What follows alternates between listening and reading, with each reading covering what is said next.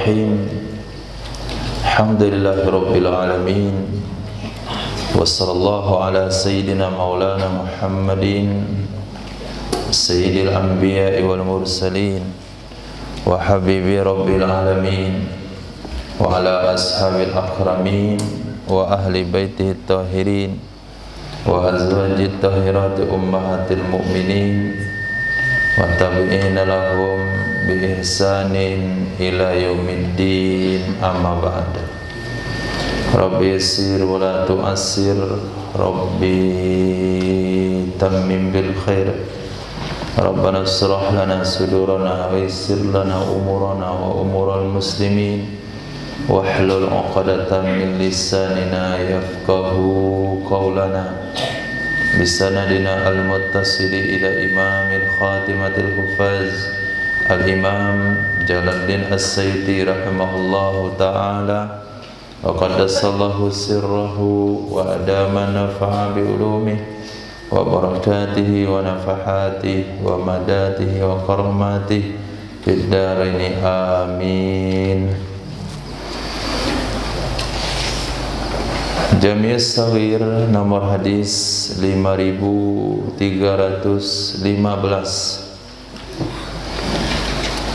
terdapat dalam kitab, tidak disebutkan kitabnya, diriwayatkan oleh Imam Ibnu Mardawayh dari Sayyidina Abdullah bin Umar radhiyallahu ta'ala anhuma, hadis dhaif. Nabi sallallahu alaihi wasallam bersabda, Tuba itu adalah syajaratun fil jannati, satu batang pohon atau sebuah pohon di dalam surga. La ya'lamu, yang tidak mengetahui,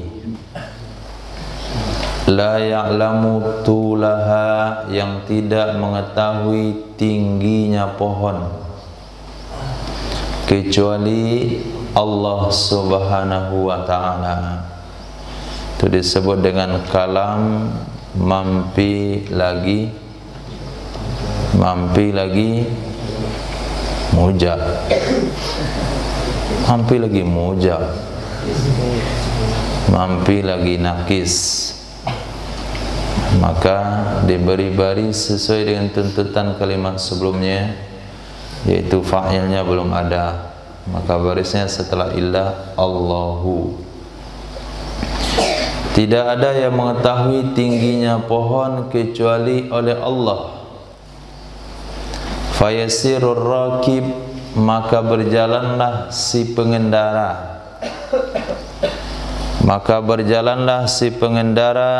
tahta wusnin. Ya Allah, ini mik mulim. Tahta, sekarang kencang nih bunyi. Tahta wusnin, di bawah satu dahan. Min aghsaniha, dari dahan-dahannya pohon. Di bawah satu dahan. Min aghsaniha, dari dahan-dahannya pohon.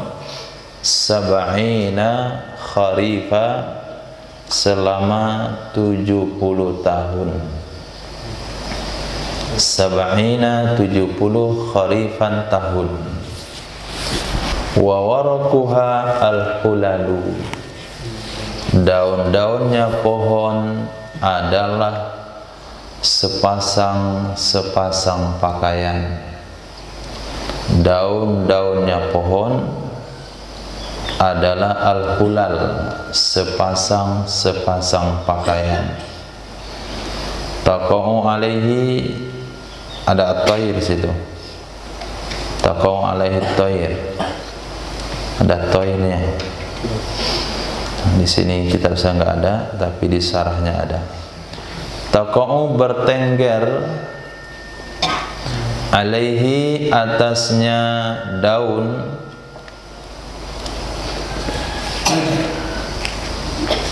ka'amsalil bukhti, seperti perumpamaan atau permisalan onta bukti. seperti perumpamaan atau bentuk sebesar onta bukti. Onta bukti itu adalah onta yang paling besar yang punya punuk 2. Kalau sapi bukan punuk, orang bilang kalaso, bahasa Indonesianya kelasa. Kalau onta disebut punuk. Punuk itu daging yang ada di pundak onta. Satu di depan, satu di belakang, 2 buah di gunung. Di tengah itu kita duduk. Nah, di punuk itu diletakkan sebuah kayu untuk pegangan. Begini dia jalannya, turun naik. Onta yang memiliki 2 punuk itu menunjukkan atas besarnya onta tersebut. Nah, burung yang bertengger di atas dahan-dahan pohon di sorga itu besarnya sebesar onta bukti. Itu besar burungnya, bisa bertengger di dahan daripada pohon tersebut. Kira-kira sebesar apa dahannya yang bisa menahan 1 ekor onta?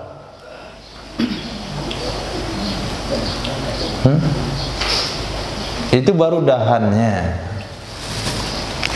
Nah, di hadis ini dahannya itu bisa dikelilingi oleh si pengendara selama 70 tahun. Hadis sebelumnya berapa? Hadis sebelumnya 100 tahun. Bagaimana menyatukan 2 hadis yang bertolak belakang? Satu riwayat mengatakan 100 tahun, satu riwayat mengatakan 70 tahun. Dalam ilmu mustalahul hadis ini disebut dengan kaifiyatu jam'id dalilain. Teori cara menggabungkan 2 dalil atau cara menyelesaikan 2 dalil yang bertolak belakang. Kalau salafi ambil 1 saja, dia nggak mau pusing-pusing. Sebetulnya nggak mau pusing, nggak cukup akalnya untuk menggabungkan 2 dalil. Al-Imam Abdul Rauf Al-Manawi menceritakan dari hadis sebelumnya 100 tahun, hadis yang ini 70 tahun. Kata beliau itu 2 hadis tidak bertolak belakang. Mana cara menyatukannya? Hadis pertama bagi pejalan kaki, hadis di sini bagi pengendara. Kalau kita kelilingi dengan jalan kaki 100 tahun, kalau kita kelilingi dengan kendaraan 70 tahun. Itu satu penafsiran.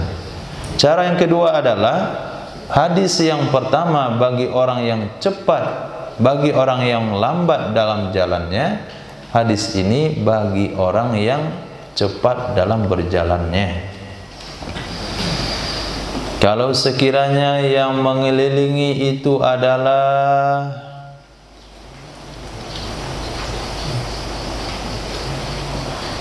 siapa yang cepat dalam berjalan? Tunggu aja kawan antum. Ada yang santai kali jalannya, lambat. Nah, kalau dia itu 100 tahun, tapi yang jalannya cepat itu 70 tahun. Ini cara penggabungan yang kedua. Nah, tulu muqami ummati, tulu lama, muqami tinggal, ummati umatku, fi kuburihim di dalam kuburan mereka.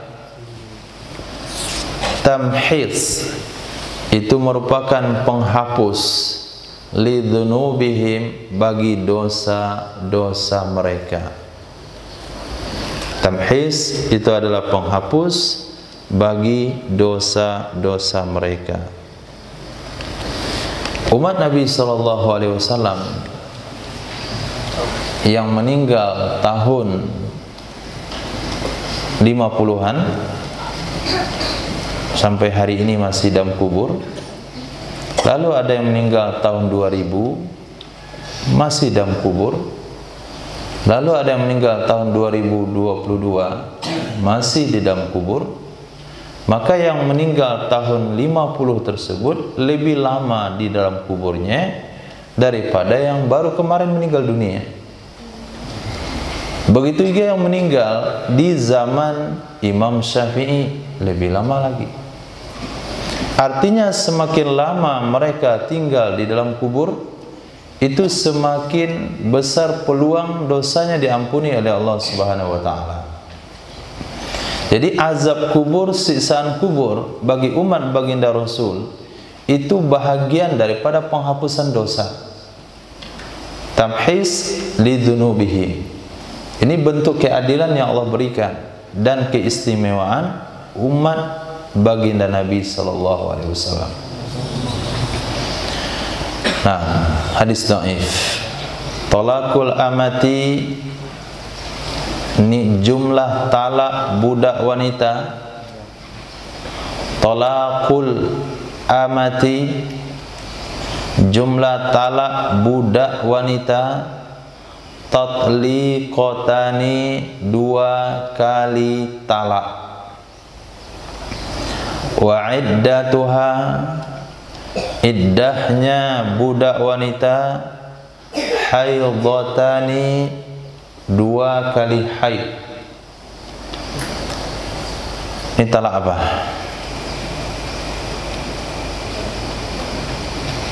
Nah,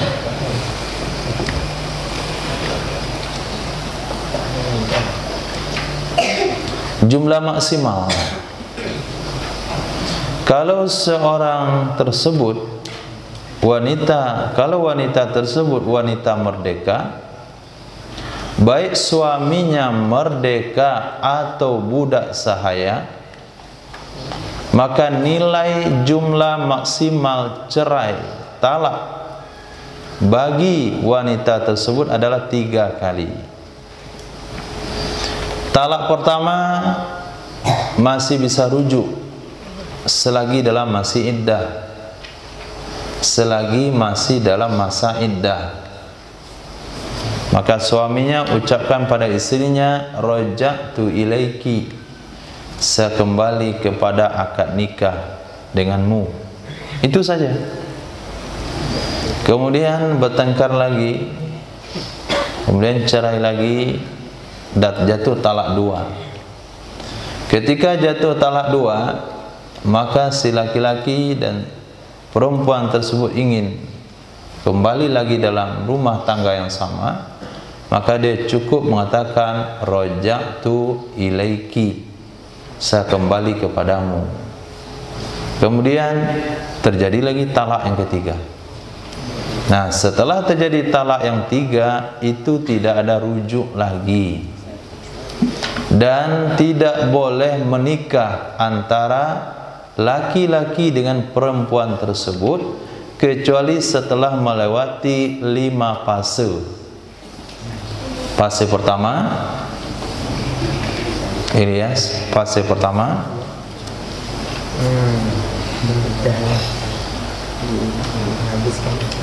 habis iddah wanita tersebut dari suami yang pertama. Fase kedua, siapa nikah? Perempuan tadi nikah dengan laki-laki yang lain. Fase ketiga, terjadi pergaulan dalam tanda kutip antara laki-laki dan perempuan tersebut. Fase keempat, si suami yang kedua menceraikan wanita tersebut. Fase kelima, habis iddah dari suami kedua. Ini 5 fase. Baru boleh si wanita kembali ke suami pertamanya. Bagi wanita mereka 2-3 hak talaknya, tapi bagi budak tidak, cukup 2. Jika seseorang laki-laki menikahi wanita yang berstatus budak, baik laki-laki tersebut laki-laki merdeka atau laki-laki budak sahaya, maka ketika dia jatuhkan talak satu kepada istrinya, maka dia boleh rujuk. Ketika dijatuhkan talak dua kepada istrinya yang berstatus budak, maka langsung tidak boleh rujuk lagi, kecuali setelah melewati 5 fase. Itu maknanya tolakul amah tatliqatani. Lalu apa maksud firman Allah? At-talaku marratan. Talak itu 2 kali saja. Hah? Ismail, mal muradu bi hadzal kalam?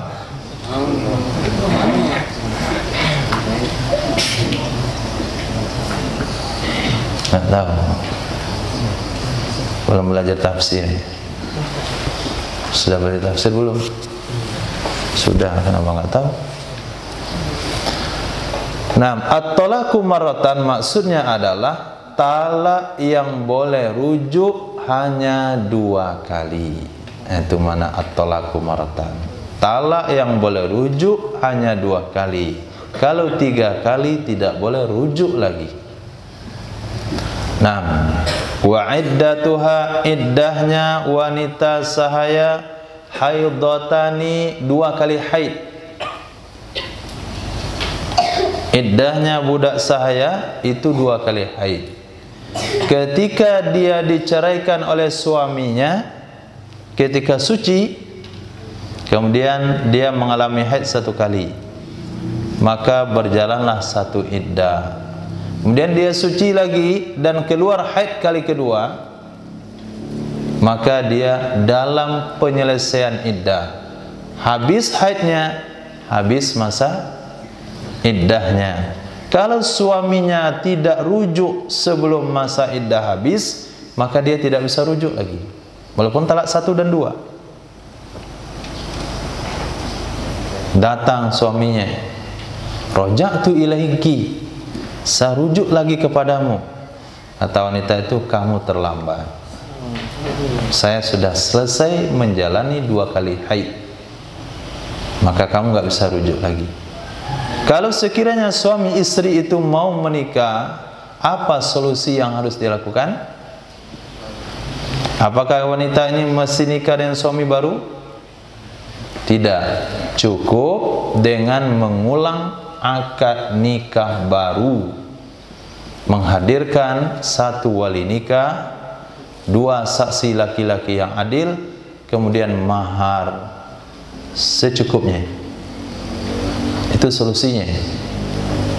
Misalnya seorang laki-laki menjatuhkan talak 1 pada istrinya, kemudian dia merantau jauh sekali, pulang 3 tahun setelahnya, ternyata si suami tidak dengan pasangannya, si wanita yang ditinggal bersedia setia menunggunya.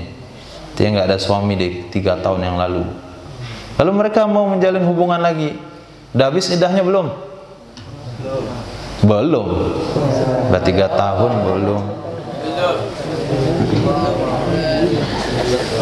Sudah 3 tahun, masa belum habis kadar luasa?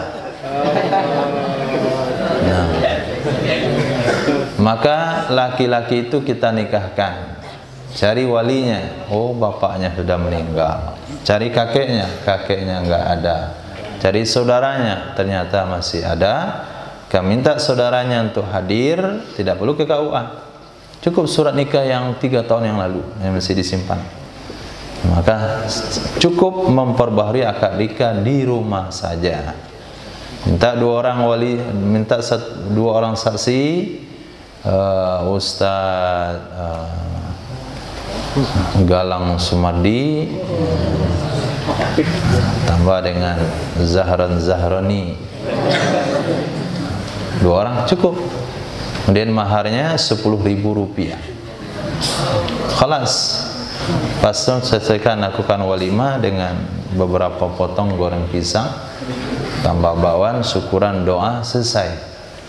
Ini solusi bagi laki-laki wanita yang mau rujuk kepada istrinya setelah masa iddahnya habis.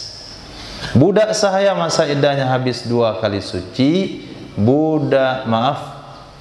Wanita merdeka masa iddahnya habis 3 kali suci. Nah, mazhab kita 3 kali suci, mazhab Imam Abu Hanifah 3 kali haid. Nah, 3 kali haid. Ini iddah wanita ditalak bagi wanita yang menjalani haid. Tapi bagi wanita yang ditalak sementara dia tidak haid lagi, seorang kakek usia 60 tahun menceraikan istrinya usia 55 tahun, iddah 5 bulan habis. Maaf, seorang kakek usia 60 tahun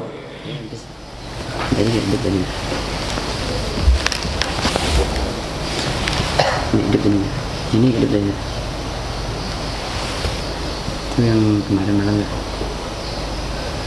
Innalillah. Allah ya Karim. Nah, iddahnya 3 bulan. Wanita yang tidak lagi haid iddahnya 3 bulan kalau ditalak. Kalau wanita tersebut dalam keadaan hamil, iddahnya sampai melahirkan. Kalau wanita itu cerainya karena suaminya meninggal, iddahnya 4 bulan 10 hari. Kalau budak sahaya 2 bulan 5 hari. 6. Khair. Tibur rijal, parfum laki-laki. Tibur rijal, parfum laki-laki, ma sesuatu zahara rihuhu yang ketara baunya, wa khafiya launuhu dan tersembunyi warnanya. Itu ciri-ciri parfum laki-laki, baunya ketara. Jadi kalau dipakai itu memang tercium baunya, tapi nggak ada warna. Sementara tibun nisa, parfum wanita, ma zahara launuhu, sesuatu yang nampak warnanya, wa khafiya rihuhu dan tersembunyi baunya. Maka laki-laki jangan pakai lipstik, biar bibirnya merah dia pakai juga lipstik. Itu wanita punya. Laki-laki nggak usah pakai bedak, nah, kecuali bedak ular.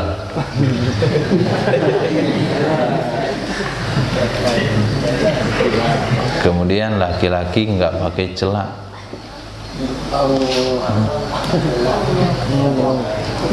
Zahara launuh, nampak warnanya, jelas hitam di mata.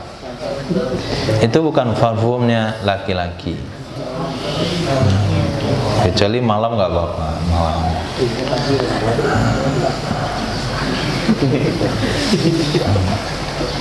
Laki-laki kalau pakai celak sampai siang beginian, itu jadi cantik.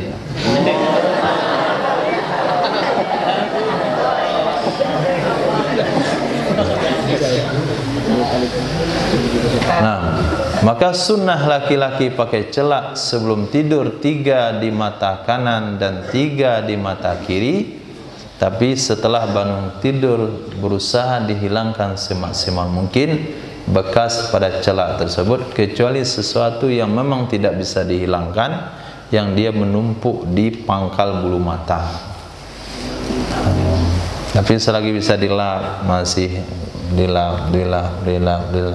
Udah dilap nggak hilang-hilang juga, nah itu berarti nggak ada masalah.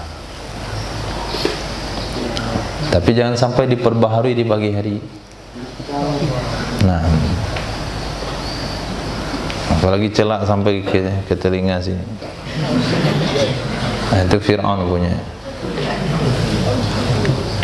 Orang Kipti celaknya sampai ke sini, ke telinga. Nah, celaknya Nabi hanya di bulu mata. Dan wanita tidak boleh memakai parfum. Ini dalam waktu keluar rumah. Dalam rumah nggak ada masalah. Di luar rumah.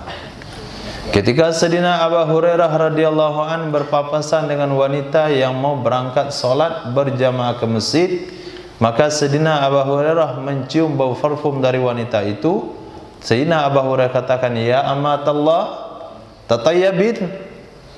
Wahai amatillah, apakah kamu memakai parfum? Kata wanita itu, "Betul." Maka Sayyidina Abu Hurairah katakan, "Farji'i faghsili ghuslal janabah." Balik lagi kamu ke rumah, bikin mandi seperti mandi junub. Artinya basahi seluruh badan sehingga parfum itu hilang.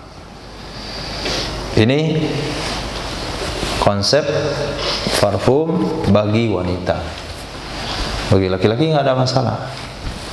Masalah yang penting baunya ketara. Lebih keras lagi baunya itu lebih bagus. Dia parfum pojok situ, tercium baunya ke pojok belakang. Nah, Masya Allah, siapa lewat nih? Itu laki-laki. Tapi kalau wanita, kalau cium itu antum tahan nafas, yang tercium, tahan nafas, jangan mencium baunya sampai hilang. Itu kalau lewat di mana, berpapasan di mana, ada wanita-wanita genset, maka tahan nafas. Tercium baunya, tahan nafas. A'udzubika min fitnatin nisa.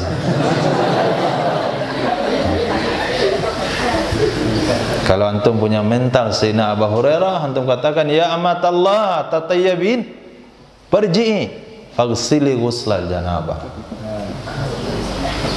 Itu kalau punya mental Sayyidina Abu Hurairah radhiyallahu an. Nah, hadis hasan. Ya Allah. Tayyibu afwahakum. Bersihkanlah mulut-mulut kalian. Tayyibu, bersihkanlah dan wangikanlah. Tayyib itu mana bersih dan wangi. Bukan bersih doang, bersihkan dan wangikan afwahakum, mulut-mulut kalian. Fa inna afwahakum, maka sesungguhnya mulut-mulut kalian tariqul Quran, itu adalah jalan keluarnya Al-Quranul Karim. Selesai makan siang, gosok gigi dulu, baru program manzil. Bangun subuh, gosok gigi dulu, baru program sabar. Jangan baca Quran ketika mulut bau belacan.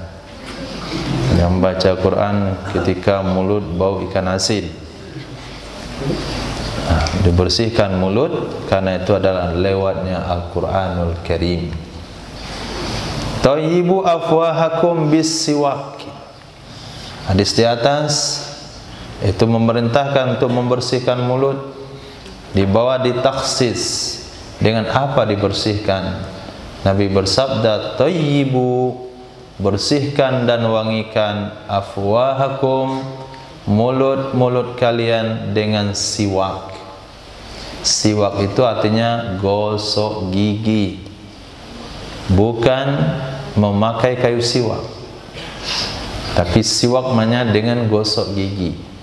Maka orang yang gosok gigi dengan odol, dengan sikat, dengan sabut kelapa, dengan daun, dengan kain, dengan penggosok kuali itu, termasuk dengan kayu arak, itu semuanya masuk tanpa ada pengecualian.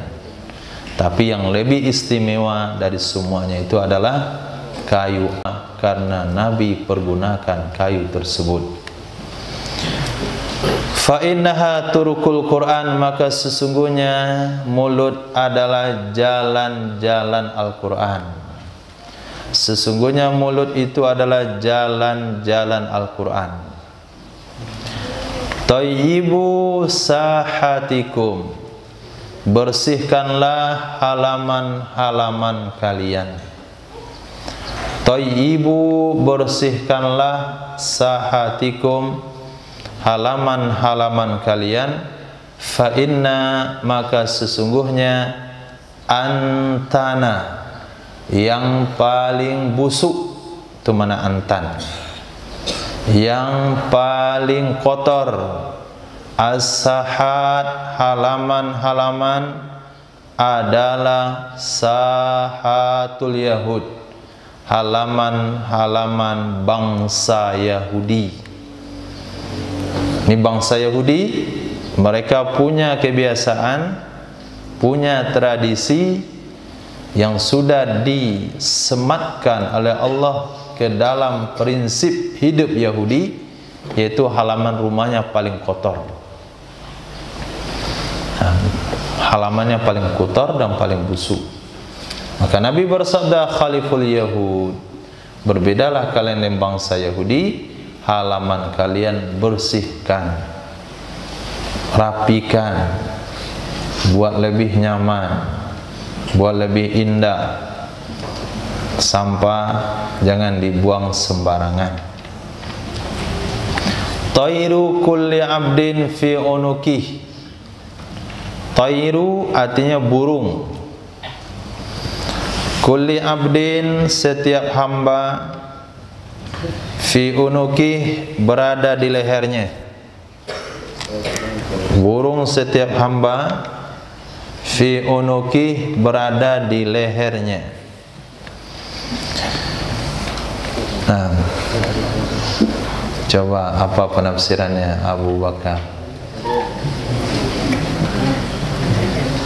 Apa maksud hadis itu? Burung setiap hamba berada di lehernya.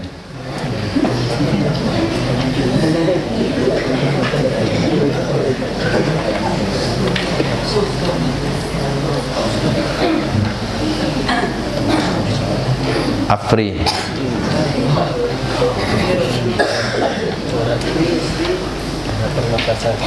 Pernapasan. Hah? Jadi burung itu urat pernafasan.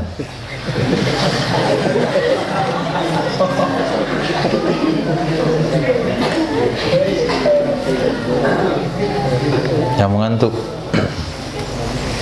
Tairu mengambil bahasa daripada tatayyur. Tatayyur maknanya sifat pesimis. La tayra fil Islam. Nah, tidak ada tatayyur dalam Islam. Kenapa pesimis disebut dengan burung? Karena media pesimis di zaman jahiliyah itu pakai burung. Medianya. Kalau mereka mau berangkat mengirim barang dagangnya ke Syam, maka mereka akan cari burung yang bertengger di pohon. Maka dia akan guncang pohon tersebut. Lalu dilihat burungnya terbang kemana. Apabila burungnya terbang ke arah kanan, maka mereka optimis, ini akan beruntung perjalanan kali ini. Tapi apabila burungnya terbang ke kiri, maka dia akan pesimis. Dia tidak jadi memberangkatkan perdagangannya karena burungnya terbang ke kiri. Ini menunjukkan kepada perkara negatif. Ini akan menyebabkan kerugian nanti. Ini akan menyebabkan kerugian. Nggak akan ada untung kalau kita kirim perdagangan. Maka Nabi bersabda, la tayra fil Islam. Tidak ada prinsip pesimis di dalam Islam. Maka tayra di sana maknanya pesimis. Fi unuki itu digantung di leher. Maksud digantung di leher, yang ada di leher ini apa? Ada di lehernya apa? Yang ada di lehernya apa? Pita suara. Artinya kalam, ucapan. Maka ketika antum mimpi yang menyebabkan pesimis terhadap sesuatu, ketika diucapkan kepada orang lain atau diceritakan, lalu dia takwilkan dengan takwil yang jelek, maka terjadilah mimpi itu. Maka pesimis seseorang terhadap sesuatu itu bergantung kepada ucapannya. Maka Nabi ajarkan, kalau sekiranya kamu mimpi yang bagus, maka ceritakanlah. Ketika orang menafsirkan penafsiran yang baik, maka dia akan menjadi kenyataan. Kalau mimpi itu mimpi jelek, jangan pernah ceritakan. Kalau diceritakan dan ditakwilkan, maka dia akan menjadi kenyataan. Maka bergantung dia ke unuk, kepada kalam. Yuzkaru unuk wa huwa mahanul kalam wa yuradu bihil kalam. Itu disebut dengan majaz mursal. Dzikrul mahal iradatul hal. Bisa dipahami? Bisa dipahami? Mantap kalau bisa paham. Nah, itu bagian daripada ilmu bayan. Zikrul mahal iradatul hal. Salah satu contohnya adalah firman Allah yang berbunyi, khudhu zinatakum inda kulli masjid. Ambillah perhiasanmu, pakailah perhiasanmu ketika setiap pergi ke masjid. Maka di sana terjadi majaz mursal. Tidak bisa dipahami secara tekstual. Kalau pemahaman secara tekstual, maka ke masjid bawalah perhiasan. Artinya pakailah jam tangan, pakai gelang, pakai anting, pakai cincin sebanyak-banyaknya, lalu keluarkan dari mukena, nampakkan kepada teman di sebelah, atau telinga. Sebelah keluarkan lagi, atau nampak sepanjang ni gelangnya, kalah dia langsung tutup. Itu pemahamannya kalau secara tekstual. Tapi ketika kita pahami dengan konsep ulama salaf, yaitu dengan ilmu bayan, di sana terjadi majaz mursal. Khudhu zinatakum. Zinah itu maknanya perhiasan. Di mana orang meletakkan perhiasan? Bordir baju di mana? Manik-manik baju di mana? Semuanya letaknya di pakaian. Maka disebut zina, maksudnya adalah mahal zina. Maka artinya khudhu aswabakum, pakailah pakaian-pakaian kalian. Inda kulli masjid. Masjid itu tempat apa? Tempat sholat. Zikrul mahal iradatul hal. Di sana terjadi dua majaz mursal dari dua sisi pertimbangan. Pertama, zikrul hal iradatul mahal. Disebut keadaan perhiasan, maksudnya tempat perhiasan adalah pakaian. Di ujungnya disebut masjid, itu adalah mahal, tapi dikehendaki adalah keadaan di masjid, yaitu sholat. Maka penafsiran hadis itu adalah pakai pakaian ketika sholat. Ayat itu, maafkan hadis, ayat itu menjadi dalil wajib menutup aurat ketika sholat. Khair. Masuk juga di sini tairu kulli abdin, pesimisnya setiap hamba dengan mimpi yang dia alami, dengan keadaan yang dia alami, itu bergantung kepada lehernya, artinya ucapannya.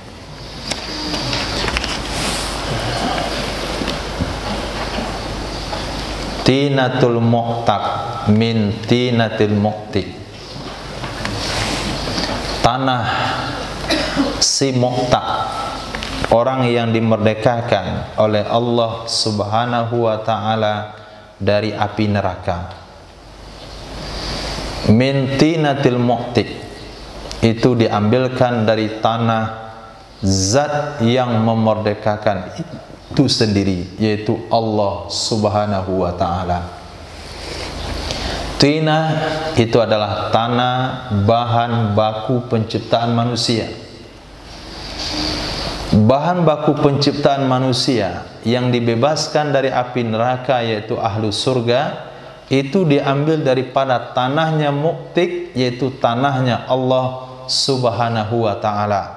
Ini lebih gawat lagi pada tasyabuhat hadisnya, seolah-olah menunjukkan kalau pemahaman antum Wahabi pemahaman, Salafi pemahaman, maka tinatil muktik diterjemahkan tanahnya Allah, mengindikasikan Allah juga tercipta dari tanah.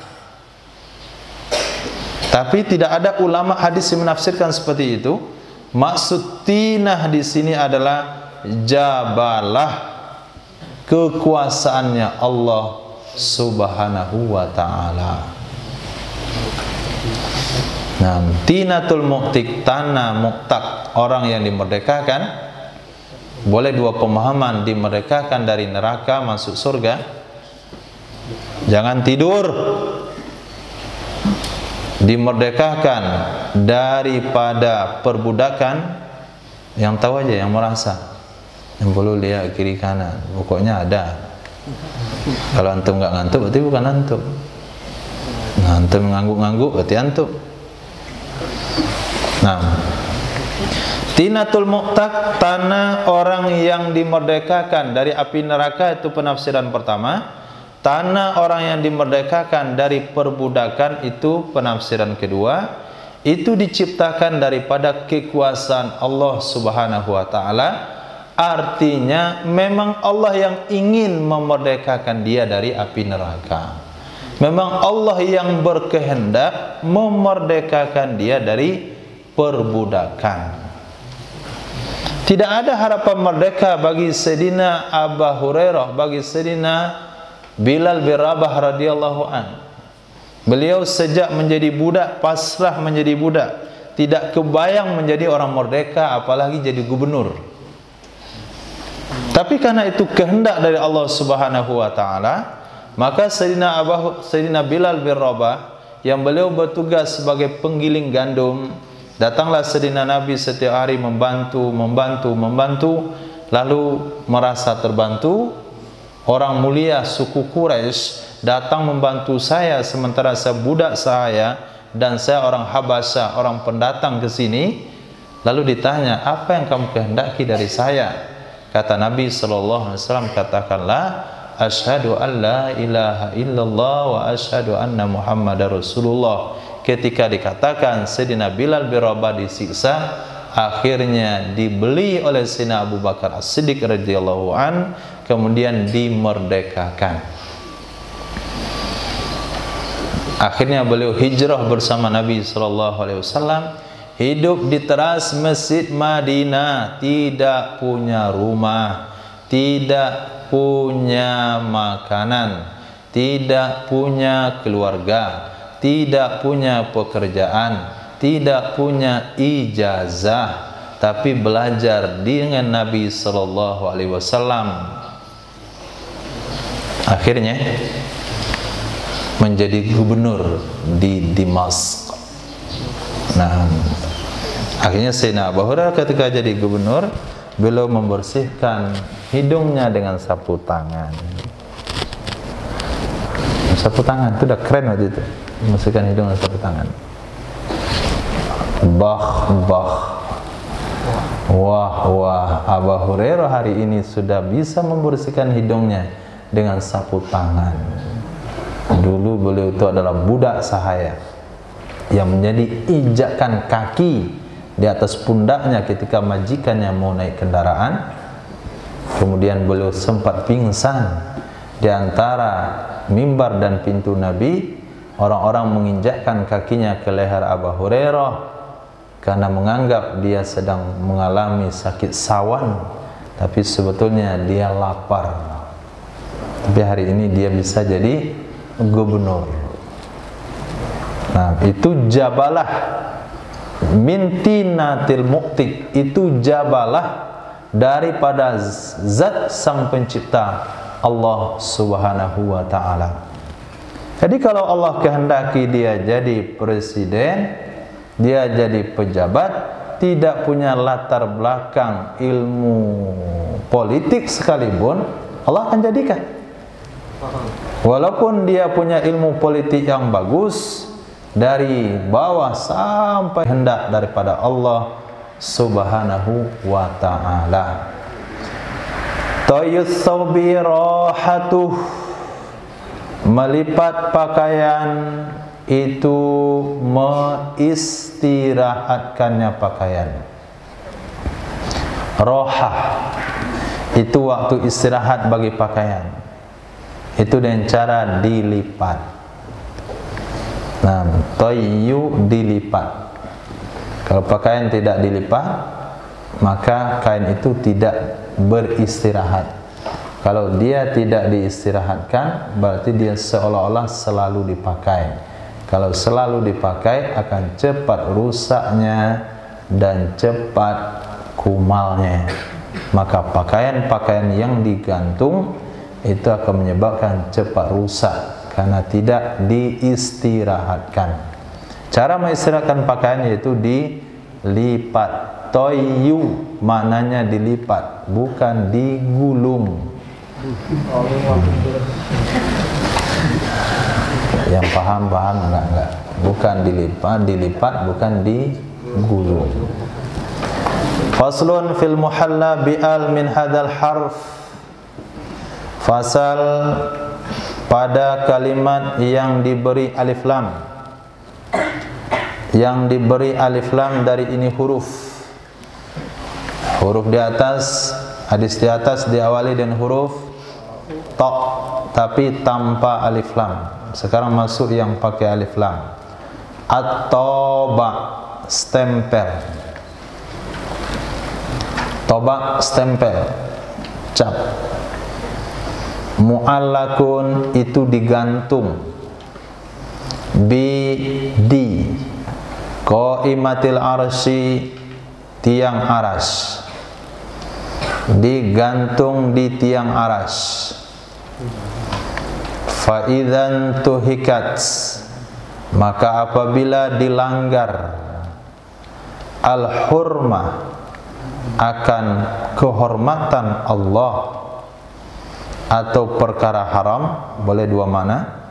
Apabila dilanggar kehormatan Allah atau dilanggar perkara yang diharamkan, wa umila bil ma'asi, dan dikerjakan, dilakukan dengan perkara-perkara maksiat, wajturi'a, dan dilakukan sikap berani, ujturi'a, dilakukan sikap berani, Allahi, kepada Allah Subhanahu wa ta'ala. Tiga hal: dilanggar aturan Allah, dilakukan perkara maksiat, sikap berani lancang terhadap Allah Subhanahu wa ta'ala. Ba'athallahu tauba, maka mengirim oleh Allah Subhanahu wa ta'ala akan stempel tersebut. Fayatba'u ala qalbi, maka menstempel ia Allah Subhanahu wa ta'ala atas hatinya si pelaku tiga hal itu. Ala qalbi, atas hatinya si pelaku tiga hal di atas. Kalau sudah distempel hatinya, fala yaqilu ba'da dzalika syai'a, maka dia tidak bisa berfikir, maka dia tidak bisa memahami setelah distempel syai'an, akan sedikit pun. Taba'allahu ala qulubihim, Allah mencap hati-hati mereka. Cap, distempel, artinya ditutup. Apabila sesuatu sudah distempel, itu menunjukkan perkara itu sudah resmi, dan akan menutup tulisan yang ada di bawahnya. Begitu juga kalau Allah stempel hati seorang manusia, maka hatinya akan terkunci, tidak bisa lagi dibuka. Kapan Allah menstempel hati manusia? Ketika dia melanggar kehormatan Allah. Dia tidak bisa menghargai kehormatan Allah. Kehormatan Allah artinya syiar-syiar agama. Dia mencemarkan Quran. Quran dikatakan ini kertas biasa. Nah, hakikat Quran bukan ini. Ini bukan kalam. Ini hanya kertas biasa. Maka dia perlakukan Quran dengan tangan kiri, letakkan sembarangan, tidak punya adab. Bahkan dia berani menginjak Al-Quran untuk menunjukkan ini kertas biasa. Berarti dia telah mencermakan kehormatan Allah. Lalu dia mencermakan sesuatu perkara yang dimuliakan oleh Allah. Sayyidina Rasul sallallahu alaihi wasallam. Tidak boleh katakan Sayyidina Muhammad saja. Kemudian bid'ah memperingati maulid-maulid. Tidak ada qasidah-qasidah, puji-pujian. Selawatnya tok Allahumma shalli ala Muhammad. Yang lain-lain itu bid'ah.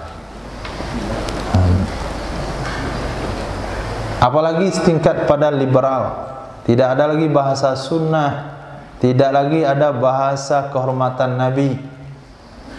Sampai-sampai semua warisan peninggalan Sayyidina Rasul sallallahu alaihi wasallam itu diselamatkan dari Madinah Munawwarah ketika mau dihancurkan oleh si Wahabi. Kenapa sampai di Turki museum Nabi, enggak di Madinah? Kenapa enggak di Madinah? Hah? Karena kalau mau di Madinah dibakar, akan dibakar semuanya. Ini perkara syirik. Semuanya akan menyebabkan orang syirik. Baju Nabi akan dibakar, pedang peninggalan Nabi, panah peninggalan Nabi, tongkat peninggalan Nabi, sendal Nabi, rambut Nabi, semuanya ini menyebabkan umat jadi syirik. Maka mau dihancurkan. Alhamdulillah diselamatkan, dibawa ke Turki. Sehingga kalau ziarah itu di Madinah enggak ada. Kuburan sahabat datar dengan tanah. Perbuatan si Wahabi juga. Sehingga kita tidak mengenal mana sahabat Sayyidina Hamzah, mana Sayyidah Fatimah, mana Sayyidina Ali, mana Sayyidina Umar bin Khattab radhiyallahu an, semuanya berkubur di Madinah, tapi kita tidak tahu mana makam mereka, mana kubur mereka. Itu Syiah. Akhirnya apa yang terjadi? Allah cak hatinya. Fala yaqilu syai'an. Ini mana bid'ah? Oh enggak. Enggak ngerti-ngerti. Enggak paham-paham. Baik dengan liberalnya maupun dengan wahabinya atau dengan syiahnya, karena dia menghancurkan kehormatan Sayyidina Abu Bakar As-Siddiq radhiyallahu an dan Sayyidina Umar bin Khattab. Abu Bakar dan Umar adalah dua berhala yang disembah oleh orang-orang Sunni. Sayyidah Aisyah itu adalah hancur katanya. Begitu dia menghinakan kehormatan Sayyidatina Aisyah dan para sahabat, akhirnya hatinya dicap oleh Allah Subhanahu wa taala. Bagaimanapun kita berargumen dengan Syiah, Syiah tidak akan pernah paham dan mengerti. Dia punya bahasa apa nama itu? Bermanis muka. Boleh berbohong untuk membela agamanya. Nah, khair. Fala yaqilu ba'da dzalika syai'a. Wa umila bil ma'asi wa jutri'a wa jturi'a 'ala Allah. Berani dengan Allah. Tapi kalau kita lihat orang-orang muslim, dia maksiat kepada Allah tapi takut. Maksiat tapi enggak berani. Dia ada harapan dapat hidayah. Tapi kalau orang sudah berani dengan Allah, urusan belakangan itu akhirat, nanti saya urus. Hanya dunia dulu. Itu susah dapat hidayah dia. Karena berani menentang Allah Subhanahu wa taala. At-ta'imus syakir, orang makan yang bersyukur. Bimanzilatis sha'imis sabir, sama kedudukannya dengan orang puasa yang bersabar. At-ta'im, orang makan, dia nggak puasa, nggak ada puasa Senin Kamis, apalagi puasa Nabi Daud. Tapi orangnya syakir. Kenapa kamu nggak puasa?